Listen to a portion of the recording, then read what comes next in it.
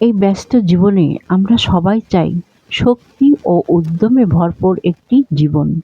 কিন্তু মানসিক চাপ, অনিয়মিত ঘুম, ভুল খাদ্যাভ্যাস ও অলসতা আমাদের শরীর ও মনের শক্তিকে ধীরে ধীরে নিঃশেষ করে দেয়। ভালো খবর হলো কিছু সহজ অভ্যাস গড়ে তুলেই আমরা ফিরিয়ে আনতে পারি সেই হারানো শক্তি ও প্রাণশক্তি। যেমন সহজ কিছু উপায়: পর্যাপ্ত ঘুম অর্থাৎ প্রতিদিন অন্তত ৭-৮ ঘন্টা গভীর ঘুম শরীরকে মেরামত ও মনকে শান্ত করে। পুষ্টিকর খাদ্যের মধ্যে আছে প্রাকৃতিক ও তাজা খাবার, বিশেষ করে শাকসবজি, ফলমূল, বাদাম, ওমেগা-৩ সমৃদ্ধ খাবার।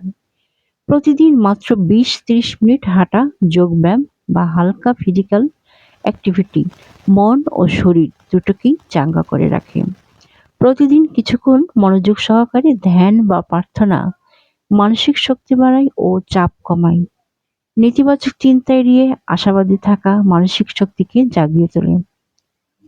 পানির ঘাটতি শরীরকে দুর্বল করে তোলে, তাই প্রতিদিন অন্তত ৮ থেকে ১০ গ্লাস পানি পান করুন। প্রতিদিন কিছু সময় মোবাইল বা স্ক্রিন থেকে দূরে থাকুন। এই ১ ঘন্টা হতে পারে আপনার মনের বিশ্রামের সময়। পরিশেষে বলি, শরীর ও মনের শক্তি কোনো জাদুতে একদিনে ফিরে আসে না।